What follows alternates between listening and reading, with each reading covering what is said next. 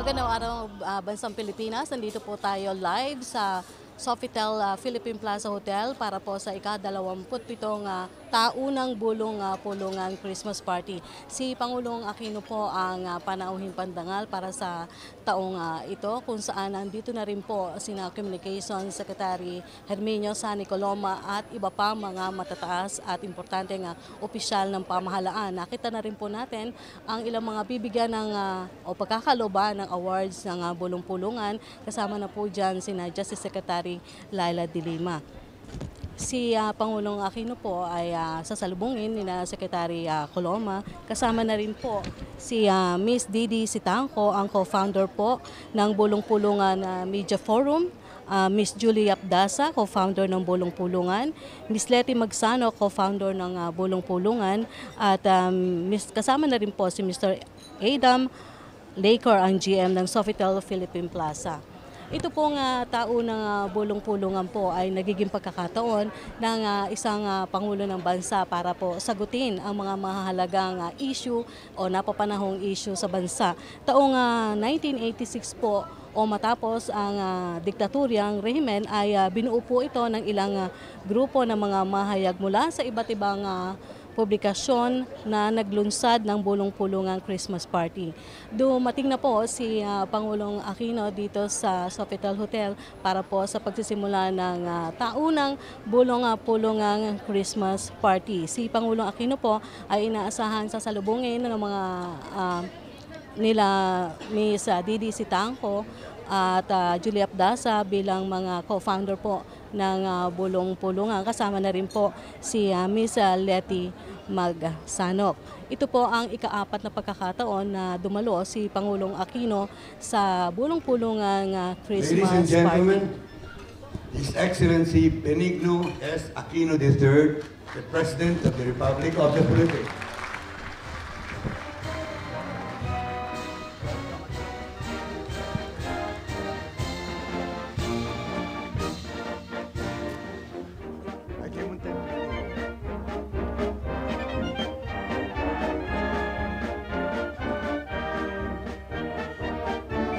Welcome and Merry Christmas to everybody and to the President, President Pinoy, and to Secretary Sani.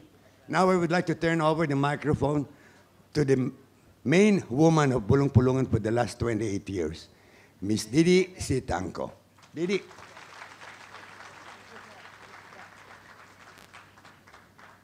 Thank you, Donnie, my partner here. Please sit down. I told you this was going to be a very special occasion. It really is. We have, again, for the 3rd straight year, our beloved President, President Noy. I will be showing my age if I say that I saw him as a teenager. I met him as a teenager. Okay.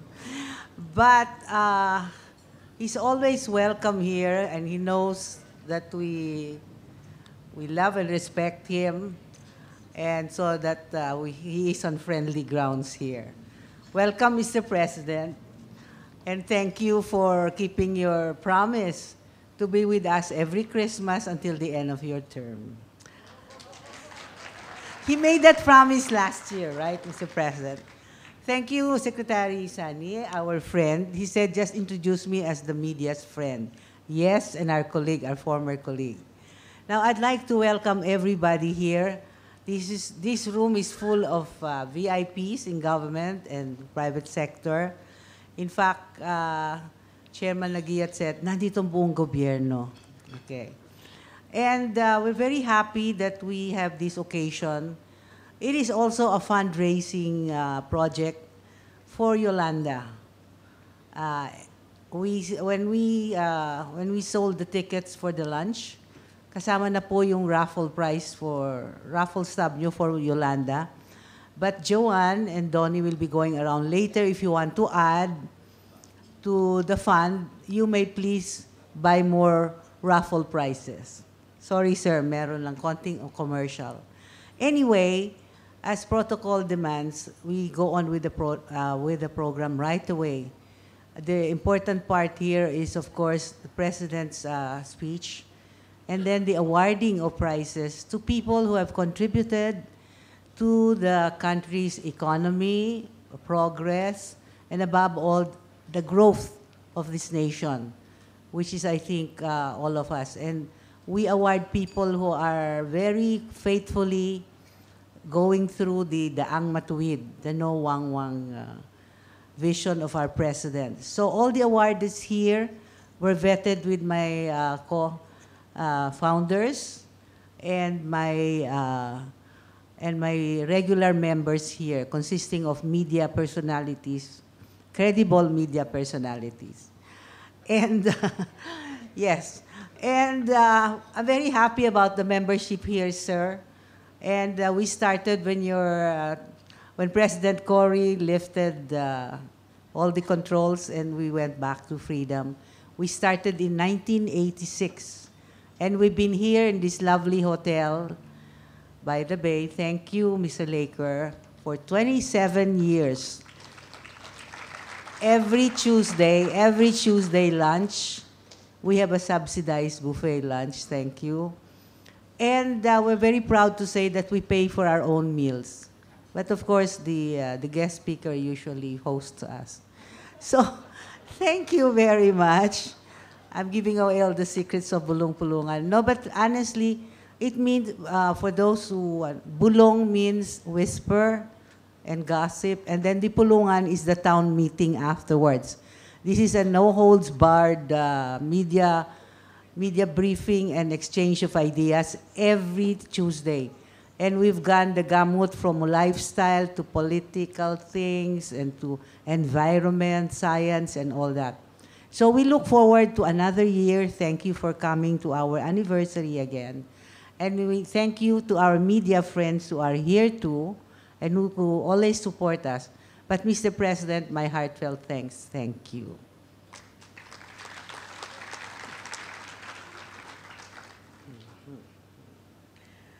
May we request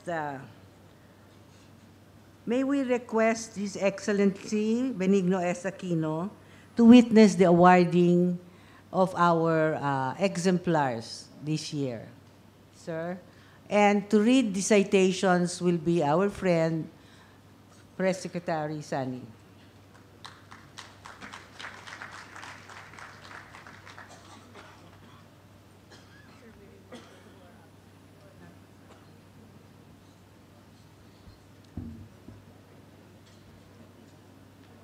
Our first awardee is for exemplary volunteerism. This organization is a sterling example of the ordinary becoming extraordinary, of citizens seeking to be heroes, of faith translating to compassion. For 10 years of public service, or more precisely serving the poor, this organization has created unheard-of templates for poverty intervention and bringing this to inspiring levels of success.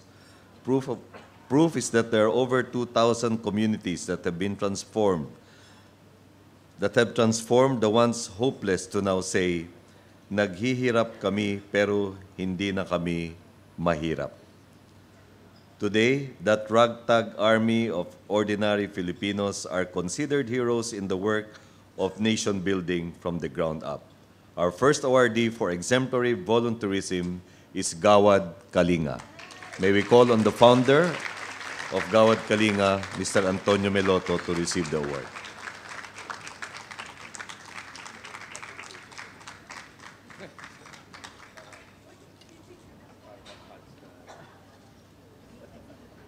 And the second,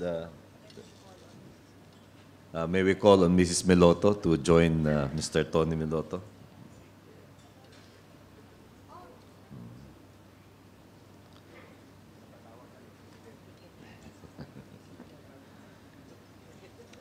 In the meantime, I would like to read out the second award, which is an award for the ordinary volunteer.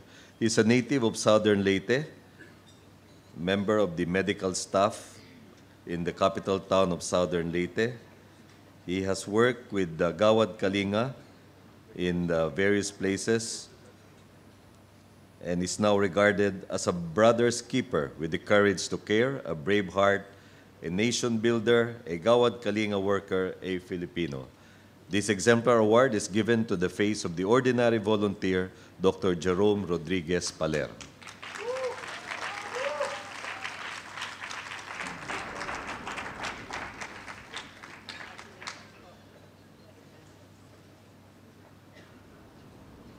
Our third award is an exemplar award in corporate social responsibility. Under the leadership of our awardee, his organization has allocated 3 billion pesos for the construction of thousands of classrooms under its Matuwid na Daan sa Silid-Aralan school building program. And apart from providing 50,000 packs of relief goods to thousands of families in Eastern Visayas, his organization is also planning to help rehabilitate public schools in the Visayas that were severely damaged by Typhoon Yolanda. Our awardee, as an exemplar in corporate social responsibility, is the Chairman and CEO of PAGCOR, Mr. Cristino Nagiat Jr.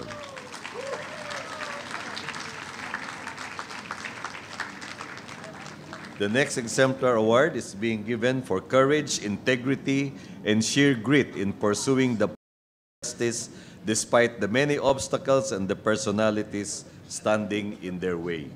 The Bulong Pulungan sa Sofitel Media Forum honors her with pride and continuing best wishes. Commissioner Kim Jacinto Henares of the Bureau of Internal Revenue. Our next award is for being an outstanding public servant. He has transformed his department from an agency once preoccupied with basic technologies to one that stretches the bounds of our technological limits. The Philippines is today's center for weather and climate change information within ASEAN. He established the NOAA, or National Operational Assessment of Hazards. Our awardee is Secretary Mario Montejo of the Department of Science and Technology.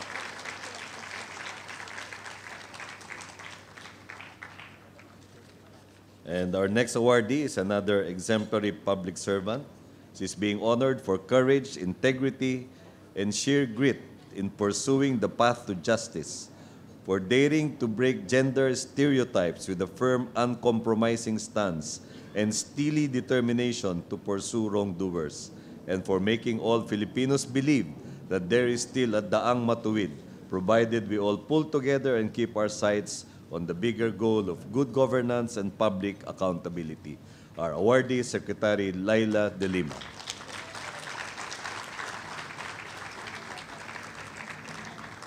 Our next awardee is for corporate governance. He has led his organization in establishing a culture of service excellence in line with its vision and mission, for regaining the trust and confidence of more than 1.7 million members and pensioners by making his organization transparent, consultative, and member-focused. Our awardee is the President and General Manager of the GSIS, Mr. Robert Vergara. And our next awardee will be presented by Ms. Joanne Ramirez.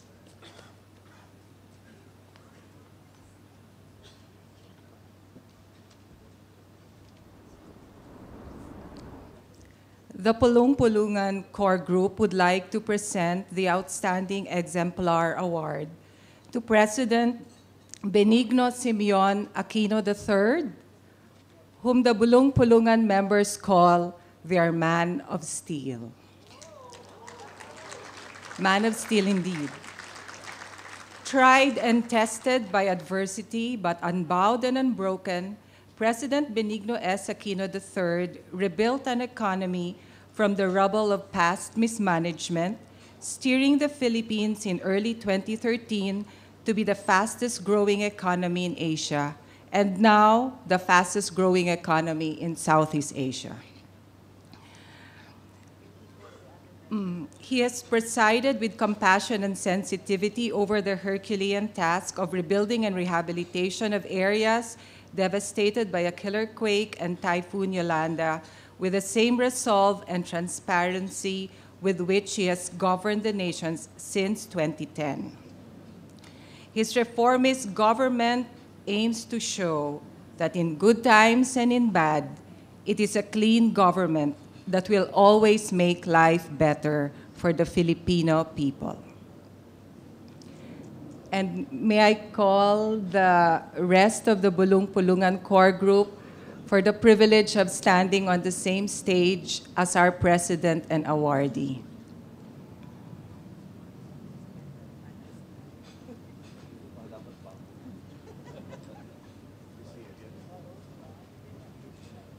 Ladies and gentlemen, presenting the Outstanding Exemplar Award to our Man of Steel, President Benigno Simeon Aquino III.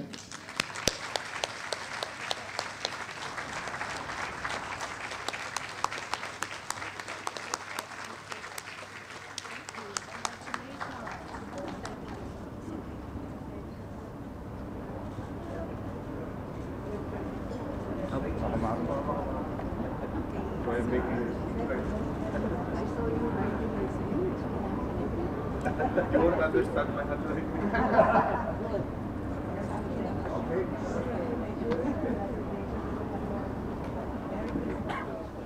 You have a ball pen? May we now call on Press Secretary Sani Coloma to introduce our guest of honor. Thank you.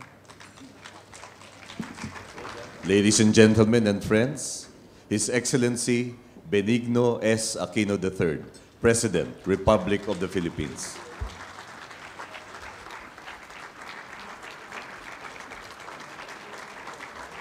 Maraming salamat po. Maupo tayo lahat. At magandang tanghali po.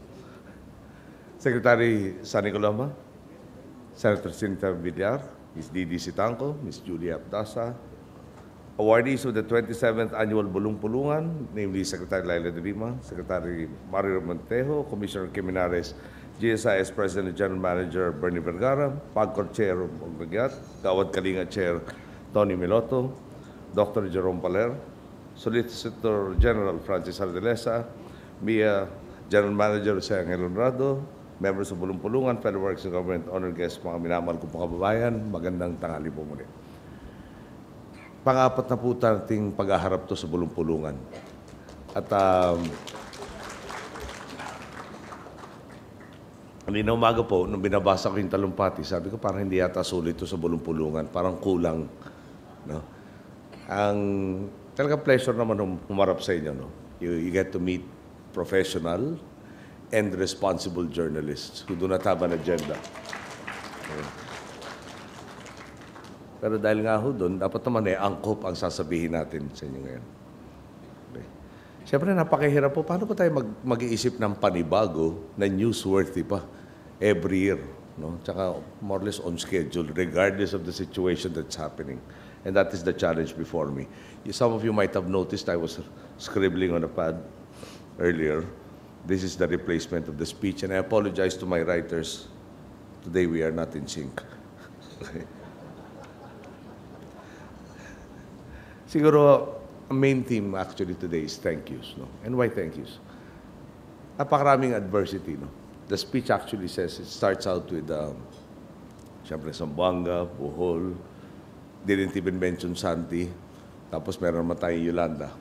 And by the way, napansin ba nyo, no, every year, parang we had a major one, no? Sendong, then Pablo, then Yolanda. So araw napag-isip ako, bakit kaya nag-i-spell ng spy? Itong tatlong to. And I looked at that, no? Sabi ko, pero wala naman yatang, mahirap nang dikitan yung spy. Sana wag naman maging spying. No? Hanggang spy na lang tayo. But anyway, let me start out with Bohol. Dumating tayo sa Bohol, pangatong bisita ko na ho yata itong last.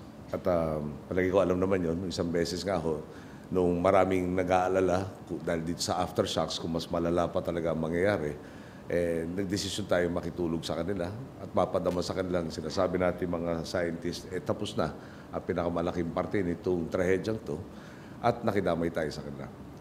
Noong panahon yun, daming mga simbahan talagang gumuho, mga munisipyong hindi na magamit, kuryente na talagang para ang hirap isipin paano maibabalik.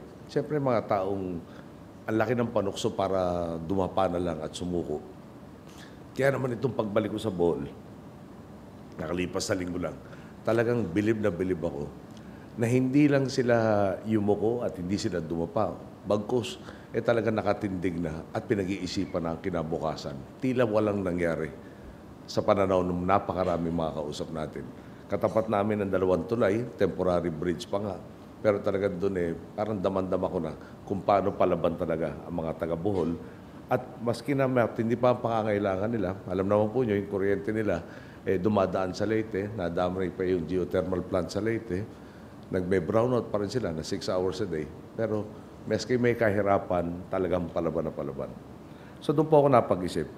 Tila kadalasan nakakalimutan, lalo na pag nagbabasa tayo ng mga dyaryo, nakikinig ng radyo, nanonood ng TV, talagang siguro ganun ho talagang kalakaran na patuloy pa rin yung tinatawag na negativism cells.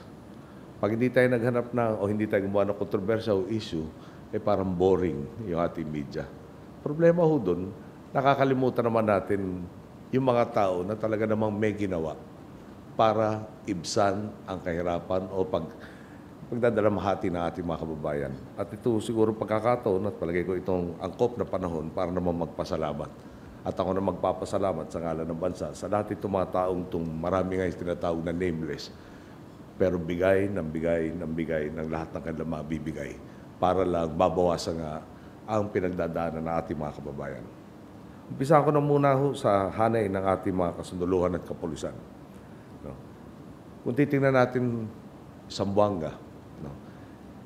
Ilan ho sa atin ang may alam ho kaya na yung mga kalaban na itong rogue na element sa panguna ni Nur Miswari, may mga mabigat na armas tulad nung 90 RR na tinatawag, 90mm recoilless rifle. Meron tayong mga sundalo na nakasakay doon sa mga B-150 at Simba. Itong sasakyan po ito hindi designed na parang maging ligtas pag ganun kalalakas ang armas na ginagamit sa kanda. Pero wala ho tayo nakita ni isa sa ating mga crew nitong armored vehicles na nagsabing, teka muna, no? Pwede bang umiwas muna, hindi naman ako protektado nito.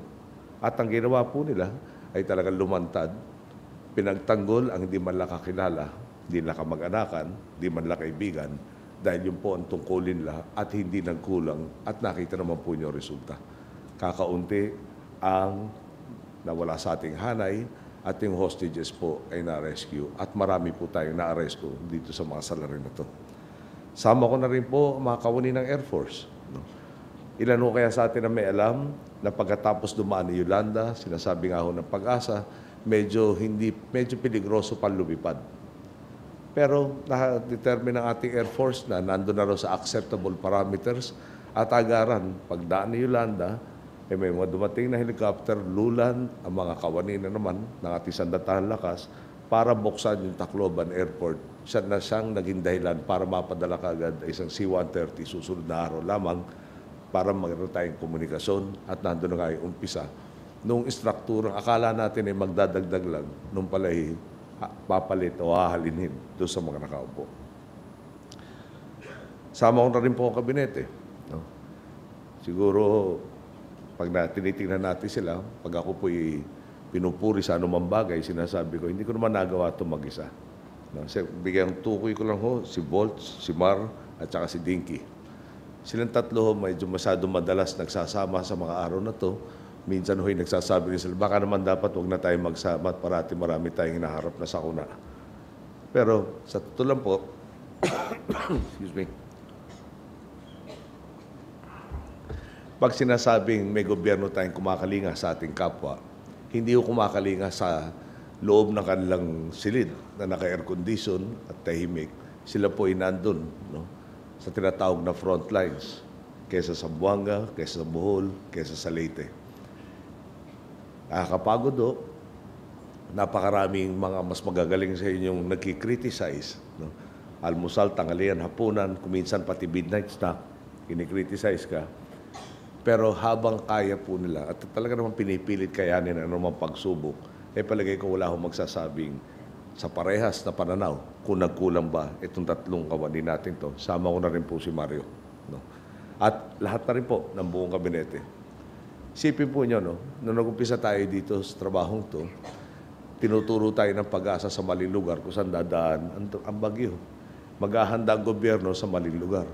Pero sa pangunguna po ni Secretary Montejo at sa ambag na talino, talento na napakarami niya mga kawani, no, talaga itinukoy kung saan ang pinakamapanganib at talaga naman pong ako'y nakakasigurong marami-rami tayong buhay na nailigtas, lalo na po doon sa mga nakinig.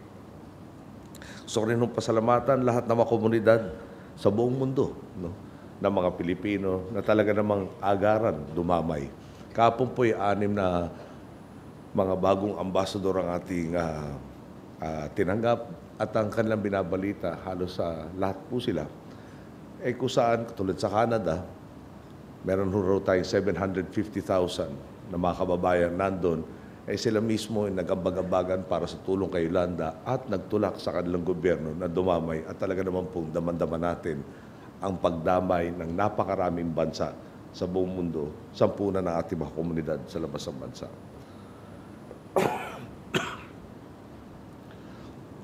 Talaga hong sa mga pagsubok na ganito, no, hindi ho natin maiiwasan, lalo na sa umpisa, no, na may mga taong dahil nawalan ng lahat ng kalayarian, namatayan pa, ay talagang para bang natutokso na sumuko. Paliwanag nga ho ng DSWD, uminsang araw ho, lalo sa umpisa-umpisa, pag naubos ang lahat sa iyo, yung pakiramdam mo ng yung pakiramdam ng tinatawag na, sorry sa English po, insecurity. No? O yung kawalan ng kakayahan rin na para ayusin ang iyong buhay o yung kinabukasan ay talaga sagad-sagaran. Kaya natural po, meron hong tinatawag nga hong pagdating nung, lalo pagdating nung relief. No?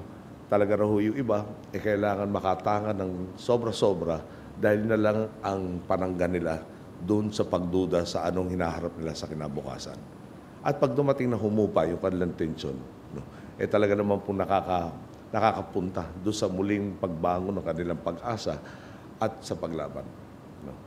Mabigat po ang ginawa, mabigat itong taon na to, pero mabigat rin itong sunod-sunod na sakunang umabot sa atin, gawa ng kalikasan o gawa ng tao. Pero palagay ko po, isa lang mapapagmalaki natin, no, hindi tayo dumarating at hindi mangungunang gobyerno nyo na sabihin panahon na sumuko. Palagay ko, itong gobyernong itinatag ng taong bayan, lalo na habang ang taong bayan mismo ang nagpapakita ng kaganapan ng paglaban, ay dapat naman pong tumugon at sumuporta dito sa paglaban nito. Napakarami pong apektado itong trahedyang ito. Pero ngayon pa lang masasabi ko na sa inyo, tila may liwanag na kung paano natin ibabangon muli. Hindi sa kagustuhan lang, ngunit sa talagang may plano at may kakayahan at meron tayong resources na iniipon o tangan na para nga maibalik ang ating mga kababayan. Hindi lang sa dati, pero kung pwede, mas maganda pa kaysa sa dati.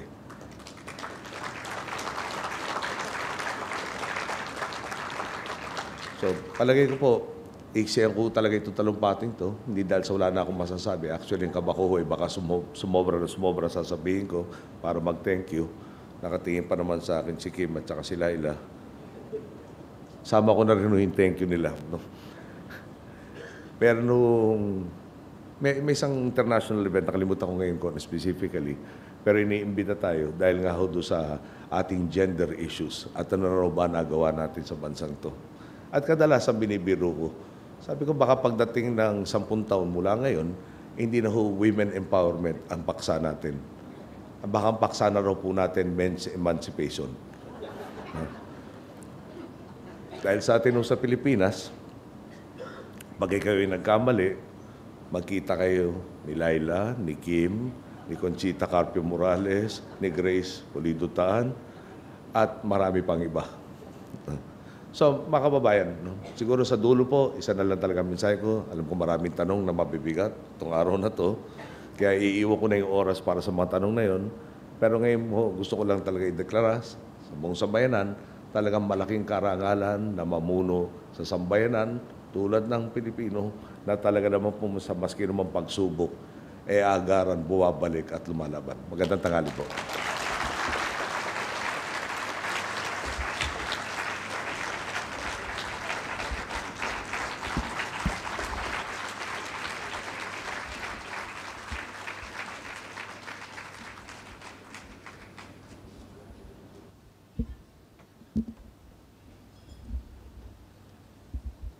Marami pong salamat, mahal na Pangulo. Hindi kami nagkamali sa pagpili sa inyo, di ba? At yung Man of Steel, siguro next year, cape na ibibigay namin sa inyo. So, di ba? Tough but compassionate. Okay. Now, as is traditional with us, the President has agreed to answer some questions from the core group. Julie, would you like to start? And then siguro si Thelma and then Dominique. Yung microphone kayo natin. There. Julie Dasa is from the Manila Bulletin and one of the co-founders of the Bulong Pulungan. Yes. Mr. President, Merry Christmas in advance. Merry Christmas. I think it's safe to assume that November 8 was the worst day of your life. When Typhoon Yolanda hit, was it the worst day of your life? In 2013. Perhaps more when the aftermath was clearer, when we got the reports exactly for the extent of the damage. So perhaps the following day. The following day was the worst day of your life. So what was the best day of your life in 2013? Well, so far when I went to Bohol, really the marked change in the people was and the attitude. I think that tells us really of the resiliency of our people, but more importantly, the seeming wellspring or bottomless wellspring of hope, and more importantly, acting on that hope to really improve their lot in life. Okay. Last year, when you spoke before us, you began your speech by counting how many days were left for you in Malacanang. It's roughly about 2 years and 6 months. 2 years and 6 months to go from Yes. today. There's actually a calendar on one of my staff's desks that counts down the days. I think the number is about 940 or 50 days. 940 days left.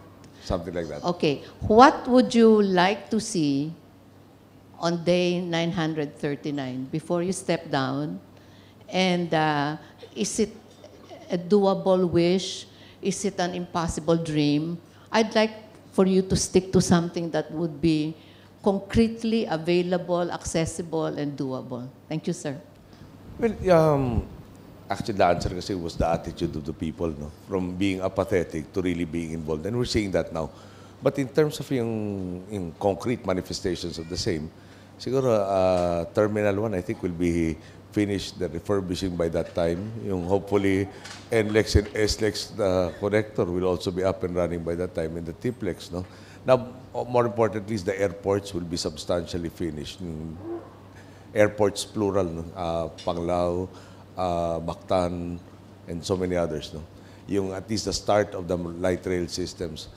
But these are important by and of themselves. But I think more importantly is I really want an expression to see, the expression in the faces of our people, the can-do attitude, that nothing is beyond our grasp and our reach. And that is what I'm hoping to see, hopefully, not just the day before I leave, but more importantly, after I leave, that it continues and becomes stronger.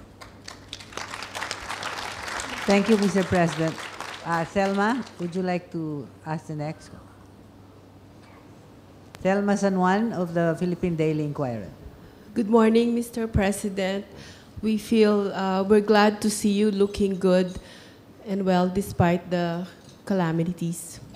I have 2 questions. The first question is perhaps you can give the reasons yourself, although we have read it already, the main reasons you appointed Senator Lacson as rehabilitation czar, and also how your government will assure transparency in the allocation of the massive foreign aid that's coming in. And the second question is, you may not be the type of person to think about it so much, but what is your reaction to what people say that your approval ratings may be affected by all these calamities? Thank you. Thank you. Okay. Why Ping Lacson? Siguro Ping Lacson strikes me as a no-nonsense person. The members of the cabinet have their normal functions. Then you also have the imperative to get our people back in a better condition at the soonest possible time. So there is a, di ba, parang the attention is divided between the two obligations right off the bat. Now, having Ping Lacson at the center, wherein he's a no-nonsense guy, focused solely on Yolanda's rehabilitation, will undoubtedly achieve the targets sooner. And that is, I guess, the primary reason why we looked at the unique capabilities of Mr. Lacson, Senator Lacson, to be able to deliver. Okay, yung transparency, especially for international aid, and also the other expenditures of the budget, but for international aid that is coursed through the government, there is a website called Faith that anybody can access, which shows what has been received and where it has gone to. And that has been up for, I think, about 2 weeks or so. No? The third question, my approval ratings will go down or they'll go up. At the end of the day, the only criteria I have is, did I do right? No? And sometimes the right decision may be unpopular. No? Sometimes parang conversely, the wrong decision is immensely popular. But I really have to stick with doing what I believe is right. So our people, I believe, are fair judges, and they have been a constant source of support from throughout when we had nothing. And I guess they will, I expect that the numbers will rebound in case they do go down. But that is not the important thing. The important thing is, will our people see me as doing that which is right? And that is what is important to me. Maraming salamat po. Domini, would you like to... Domini Torrevillas of the Philippine Star. Tapos si Donnie. No, Domini first. Ladies first. Sir, you come across as a progressive-minded male, as manifested by your support of gender issues, particularly the reproductive health bill. On my question, Pope Francis has spoken not so much for it, but then you come across to as a very liberal-minded Catholic. So my question now is, what is your thinking on the ordination of women? Are you in favor of it? And are you in favor of gay marriages?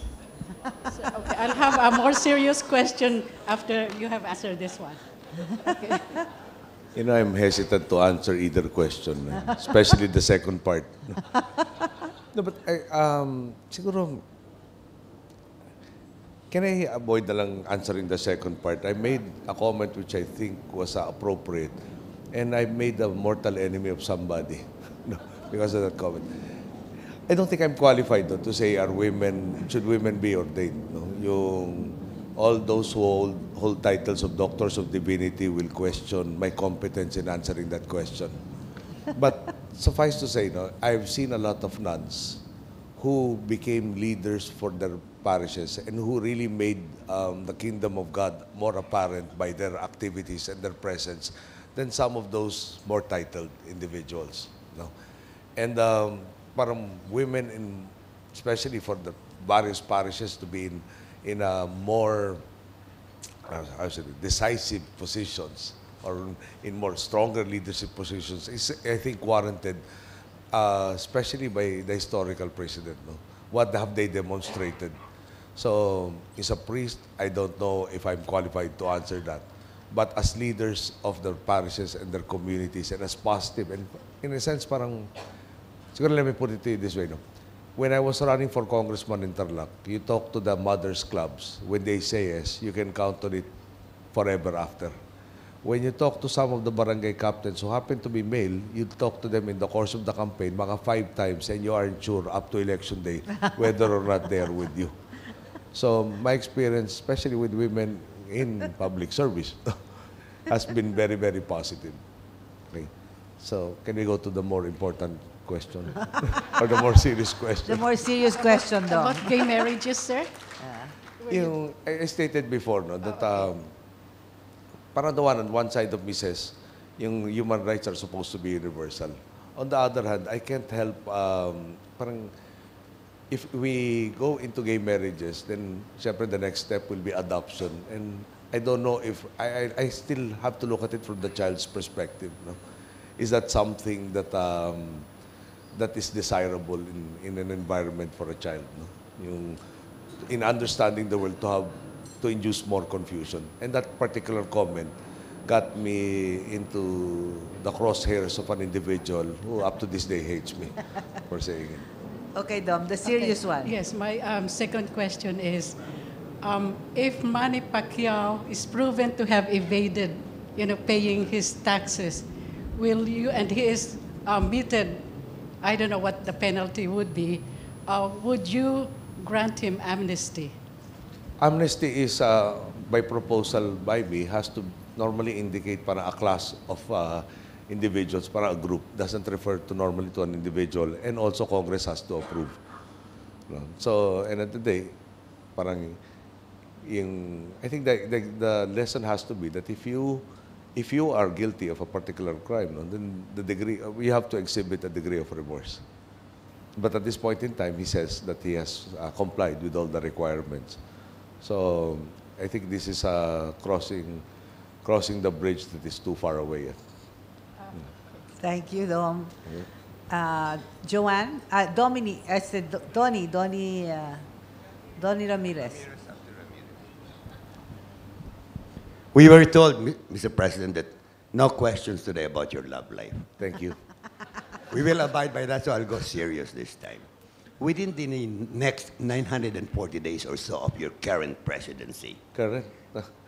One-term 2 years presidency. of your current, I mean, maybe another one, right? So what is the one thing that you want to accomplish within that period for which you want to be remembered by the country? Is there one single thing that you want to accomplish? Our mantra is inclusive growth, no? And that's why we are striving. Now, number one, we don't subscribe to the trickle-down theory. We are trying to find all interventions where people can participate in the economic growth of our country. What does that mean? No? There's been massive investments in education, be it basic education, hence the K-12 scheme, but also in higher education. But more importantly, we're also expanding the proposal before Congress, and hopefully they approve it, is an expanded conditional cash transfer program wherein we will continue the assistance up to high school. There is a study by the Philippine Institute for Developmental Studies, a recent study that states there's a 40% premium on income or ability to generate income for a high school graduate over that of a grade school graduate. So, again, in the idea of being inclusive, when we talk about farmers, massive rehabilitation for the coconut industry was a plan even before Yolanda. Now, the only requirement government will have to assist all of these farmers will be for them to intercrop various crops, so coffee, cacao, corn, and others. Now, if they are suitable for coffee, for instance, from 20,000 per hectare per annum, the income can conceivably rise to over 170,000 per hectare per annum by intercropping. So, not only the income percent, but the attitude of really maximizing the asset that you have is also part of our core philosophies. So if I want to be remembered for anything, we enabled people to really participate in the economic growth of this country. And it's exhibited by having this attitude of nothing can do and nothing is impossible and nothing is beyond the reach. Thank you, Mr. President. Thank you, Mr. President. Okay, Joanne? And then Ida, do you want? And Good then morning Chai. again, Mr. President. Morning, John. What do you think will define your presidency? And is it the way you handled two women, Yolanda and Janet?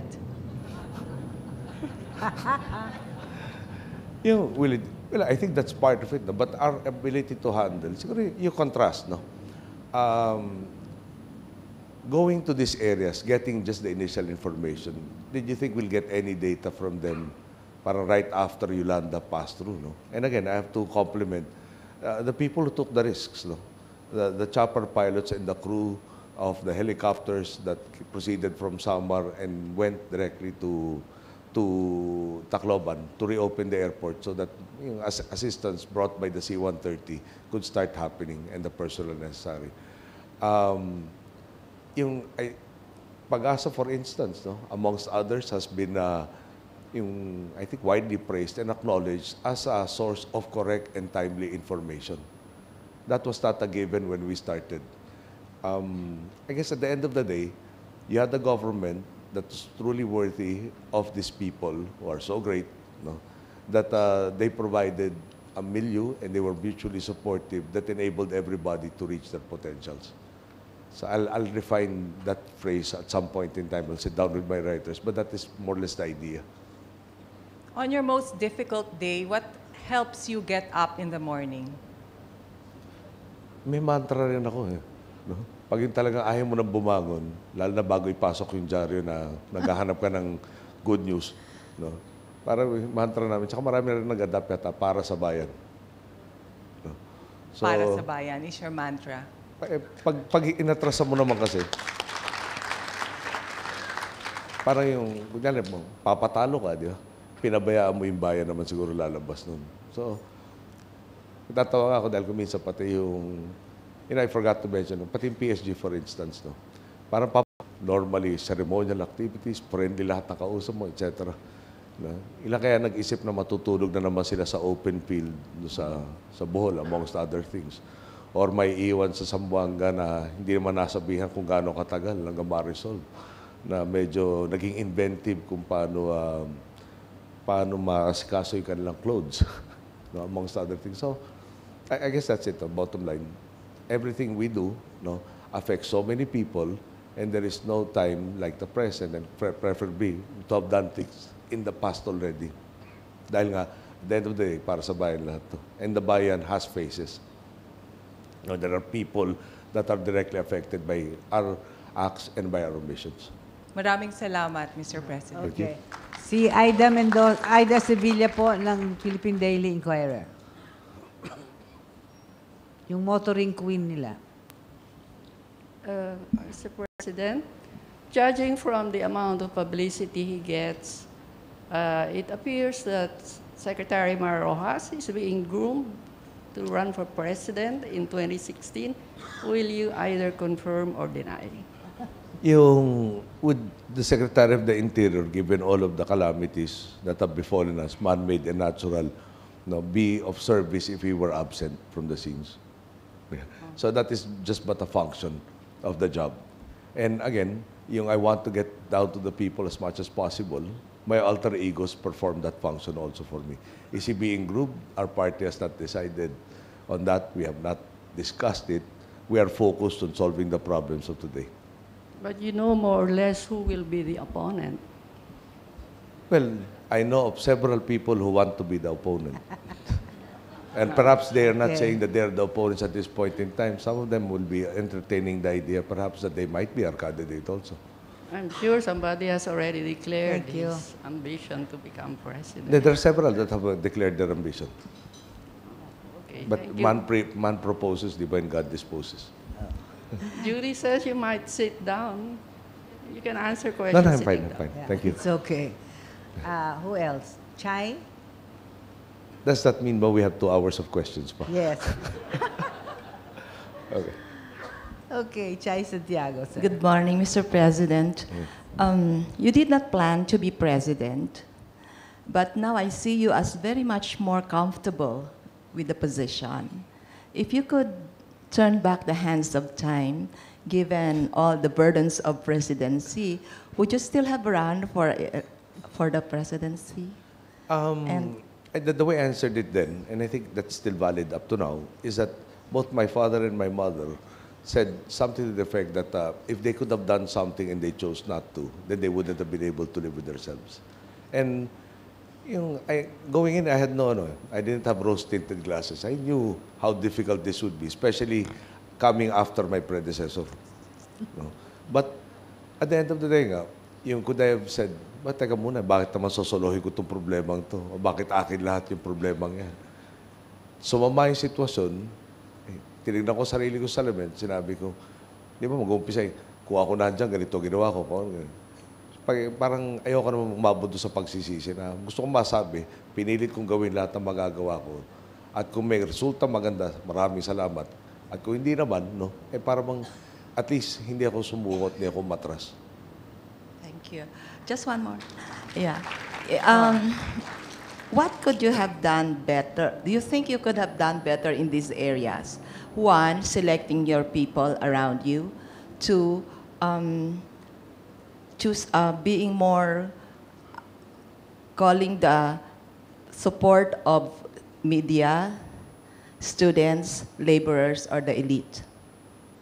Teka, yung people around me, when you talk about the cabinet, I'm very, very satisfied with the bulk, if not the majority, if not most of them, all the time.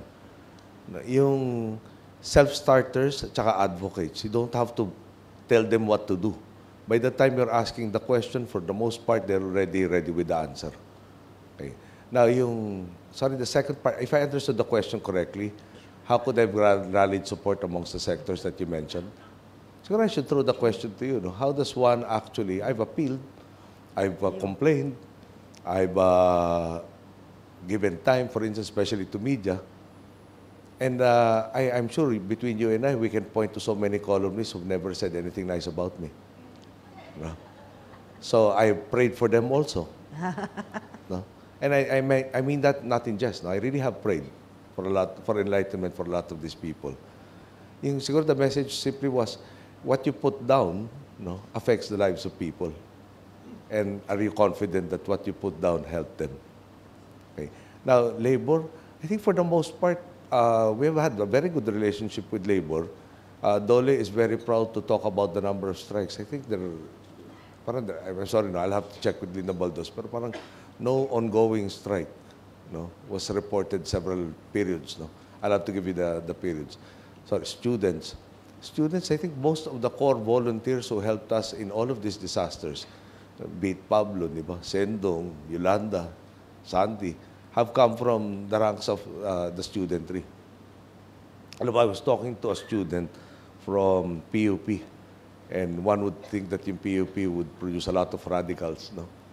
But this guy was so focused on being, he's in IT, and actually proving his skills, and of how he was actually giving me so many suggestions on how things can be done better. No? So, naka-focus on others as opposed to paano ba ako aasenso. And from somebody na iniisip mo pag nakaharap mo, para ba may isang Biblia na nareklamo mo bit. So, I guess that's we have a different perception, and if I may go, normally my survey results are supposed to be very good. And I assume the 70% or so represents a broad cross-section of our people. Okay. Mandy, do you have your voice back? Not yet. Okay. Okay.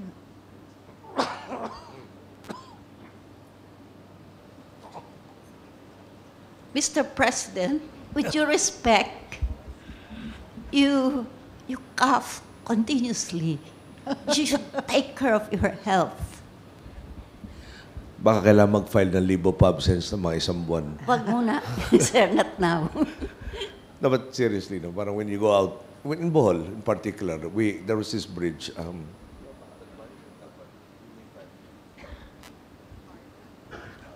One of them, syempre, bridge, no, over a river. Tapos may river cruises road doon. At any time, may fireflies. Basta night, at walang ulan. Yeah. So, when they were talking about it, I guess my face really lightened up and brightened up. Si Babe Singson and Dinky Soliman, who were with me at that point in time, parang tinignan ako, sir, may meeting tayo in Yolanda tomorrow. Dahil parang nabasa nila na magmumukha, ay ba nyo mag-overnight dito at makita natin itong firefly, magkaroon tayo ng post. No.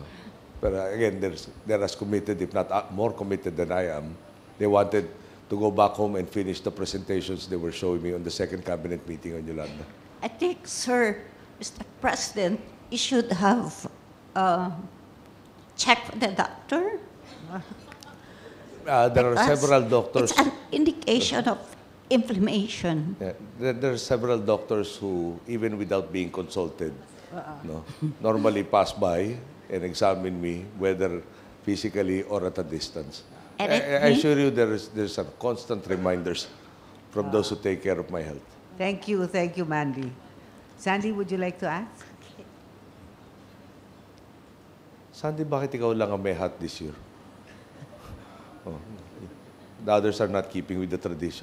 Hindi po. Actually ho, lahat ho sila binigyan beforehand, pero nagkalimutan ho. I was the only one who remembered. Yeah, they said it's not age appropriate. For, before I ask the question, before I ask my original question, I got a message earlier from one of our business friends that we're backing out of APEC. Sir, is that true? There is a proposal, but I was saying that is there a need to do so? I don't, at this point, I don't agree. Yeah, sir, you know, if it will make the cabinet or everybody in government feel better, we from the business sector are like really behind you, and we wish and hope and pray that we push through with APEC because it's really going to do the country a world of good. So we're all behind you. If you need anything, we're all here from the business sector. In fairness to that particular cabinet member, yung given the enormity of the reconstruction rehabilitation efforts for Yolanda, he was thinking shouldn't this be the sole priority in a sense, no, at this point in time? Well, sir, you know, we've been through worse. I think we can we can do it.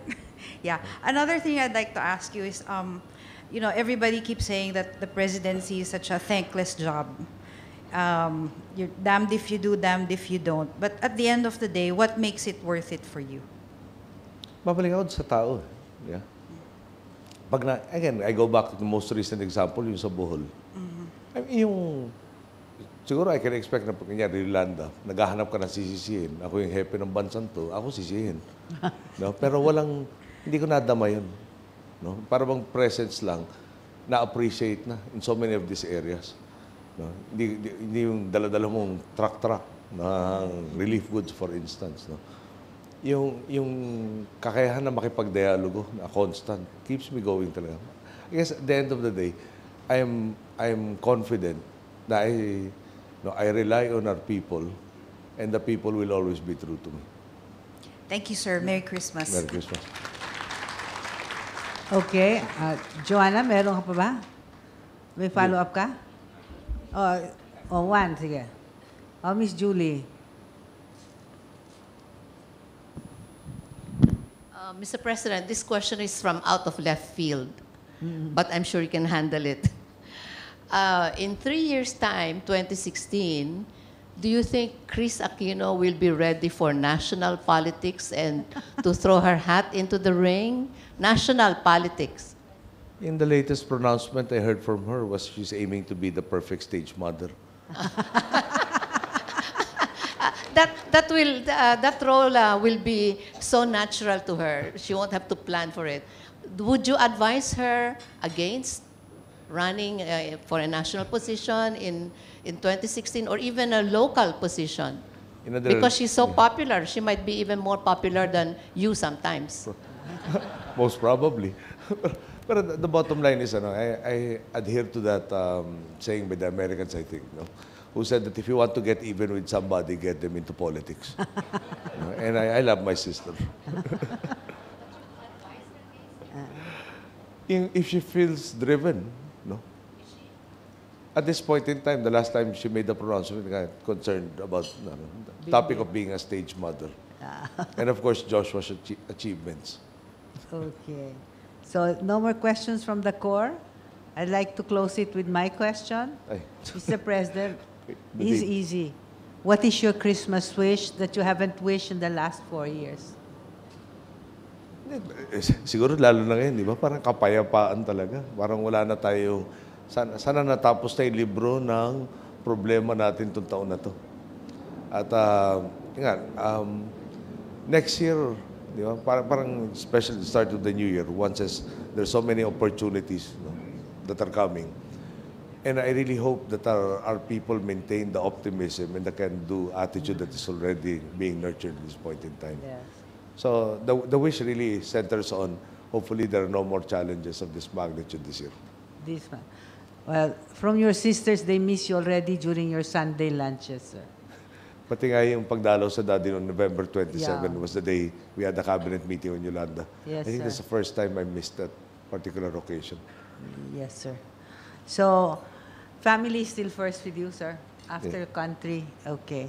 As Donnie said, no questions about your love life. Okay. We'll just speculate. Okay.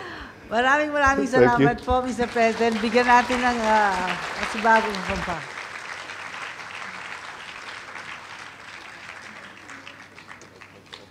Photo op na? Oo. Yes daw. Mr. President, kung pwede lang po mag-photo op yung yung core group tapos yung mga awardees. Okay.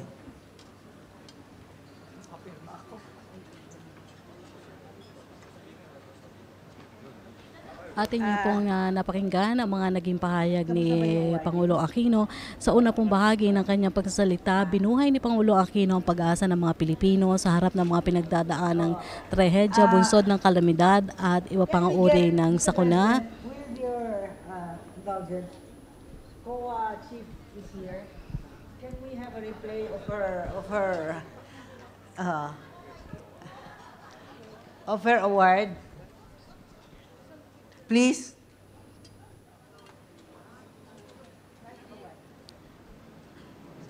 Sinabi po ni Pangulong Aquino na pagkatapos nga daw po ng mga unos na nangyari sa bansa, unti-unti nang nakikita ang liwanag dahil may kasapatan naman daw pong pondo ang pamahalaan para tugunan ang kailangang rehabilitasyon.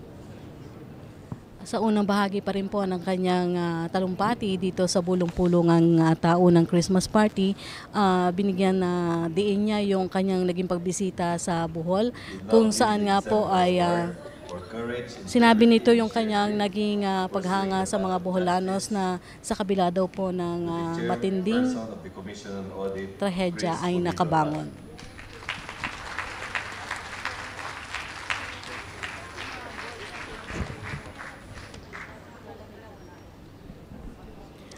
Si Miss Grace Polito Tan ay ilalamang po sa mga tumanggap ng Exemplar Award for Courage and Integrity. Kasama na po sina Ombudsman Conchita Carpio Morales at si Justice Secretary Laila de Lima. Pinakalooban din po si Robert Vergara, President and General Manager ng GSIS for Corporate Governance, habang pinarangalan din po sina BIR Chief Kim Hinares at DOST Secretary Mario Montejos. Si Pangulong Aquino po ay binigyan din ng award bilang Outstanding Exemplar Award Man of Steel dahil daw po sa pagiging compassionate nito at yung po daw kanyang naging mga aksyon para labanan po ang korupsyon sa bansa at ituloy ang sinatawag na tuwid na daan. Naging bahagi rin po ng talumpati ni Pangulong Aquino yung kanyang pagkilala po sa mga nagawa rin o tulong ng kanyang cabinet members na sa kabila nga daw po ng mga tinatanggap na batikos ay nagpatuloy sa kanilang pagtatrabaho dahil hindi naman daw po kasi biro ang mga naging pinsala na tumama sa bansa. Katulad po na dulot ng Santi, Pablo, Yolanda na sabi ng Pangulo ay inispell ay spy. Pero wag naman daw po sana na madagdagan pa ito. O tinukay ng Pangulo yung naging trabaho ni na Defense Secretary Volter Gasmin, DILG Secretary Marojas at TSWD Secretary Dinky Salaman. Kasama na rin po si DOST Secretary Mario Montejo. Dito pinapurihan ni Pangulong Aquino rin yung po daw mga sundalo na matapang na ginanap tumugon sa kanilang mga tungkulin dito po sa nangyaring Zamboanga standoff. At ito na nga po ang pinakahuli nga ay yung naging pagkilos ng pamahalaan dito po sa naging epekto ng Super Typhoon Yolanda sa bahagi ng Kabisayaan. Sa open forum po, tinanong si Pangulong Aquino kung bakit daw po ang napili niya italaga bilang rehabilitation czar ay si dating Senador Pamphilio Lacson. Sinabi ng Pangulo na nakikita po niya yung kakayahan nito na maipatupad ng maayos at epektibo yung massive rehabilitation dahil ito daw po yung kinakailangang mabilisin para maipaabot ang kaukulang tulong. Hindi na daw po dapat magbigay pa ng duda o question sa pagiging masikap o yung credibility daw po at at kakayahan ni dating Senador Pamphilo Lacson. Muli rin iginiit ng Pangulong Aquino yung transparency dun sa sinasabing international donors. Sabi niya meron po itinayong website ang pamahalaan kung saan po makikita ng publiko kung saan po napunta yung mga pondo na i-donate po mula po sa international community. Doon po sa isang mahalaga pa rin sinabi ng Pangulo dun sa sinabi niya 940 days na lang po yung nalalabi sa kanyang panunungkulan, pero sa 939 days tinanong po siya dito kung ano daw po yung pinakagusto niyang makita sa mga Pilipino. Ang sinabi po niya ay mapanatili o maging matapang ang mga Pilipino at sana daw po ay maging bahagi na ng katauhan ng mga Pilipino yung pag-asa na talagang yung attitude nila na may malaking pag-asa at makabangon ang Pilipinas. At binigyan din pa rin po niya yung sinasabing gusto niya talaga makita bago siya bumaba sa pwesto, yung gusto niya ma-attain na inclusive growth. About approval rating, sinabi niya ang mahalaga sa kanya, gagawin niya ang tama at para sa pambansang interes. At doon kay DILG Secretary Mar Rojas kung pwede daw pong ginugroom na tumakbo sa pagkapangulo. Sinabi niya na hindi pa daw po napag-uusapan ito ng partido dahil nakafocus daw po ang atensyon ng gabinete at ng kanyang pamunuan sa malawakang rehabilitasyon ng bansa. Bunsod pa rin po ng mga tumamang kalamidad at iba pang uri ng sakuna sa Pilipinas. At inyo pong natunghayan ang ika-27 taunang Bulong Pulungan Christmas Party na dinaluhan ni Pangulong Aquino dito sa Sofitel Philippine Plaza sa tulong po ng RTVM at ng PTV. Ako po si Rocky Ignacio. Magandang araw po sa inyo.